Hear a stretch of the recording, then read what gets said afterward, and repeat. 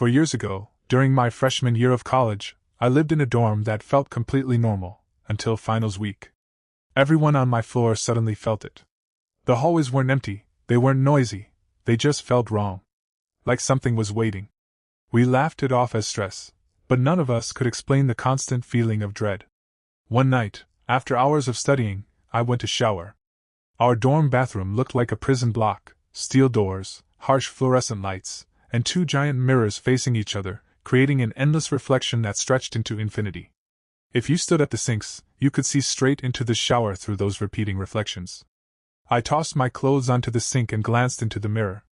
At the very end of those endless reflections, something moved. At first it looked like a faint shimmer. Then it jumped closer, one reflection at a time. I told myself it was exhaustion. Too much caffeine. Too many energy drinks. But it kept coming. Every few seconds it would appear one mirror closer, slowly stepping through the endless reflections toward me. Then I saw what it really looked like. It wasn't covered in hair. It wore a long, tattered black veil that floated unnaturally. Its lower body was nothing but darkness. And its face. It looked human. But somehow, it wasn't. Its hollow black eyes seemed to glow as they locked onto mine. For 1 second, it stood only a few reflections away. Then every light in the bathroom went out. The heavy steel door slammed shut. The room became completely silent. I rushed to the exit and pulled with everything I had, but the door wouldn't move. Then the smell hit me. Fresh blood.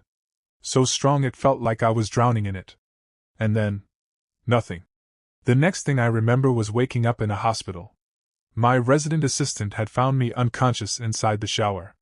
My shirt was soaked with blood from a massive nosebleed. He kept asking what happened. According to him, I only repeated one sentence over and over. It saw me. Doctors thought I'd suffered a seizure. But every skin came back normal. No epilepsy. No brain injury. No medical explanation. Even stranger, no one before me had ever reported anything unusual in those dorms. And after I left, no one ever did again. It was as if whatever was there only wanted me. To this day, I can't look into a mirror for more than a minute. I've spent years in therapy. I've spoken to doctors, priests, and religious leaders. None of them could explain what happened. But sometimes, late at night, when I accidentally catch my reflection, I still have the terrifying feeling that something is standing just a few reflections behind me, waiting for me to look a little longer.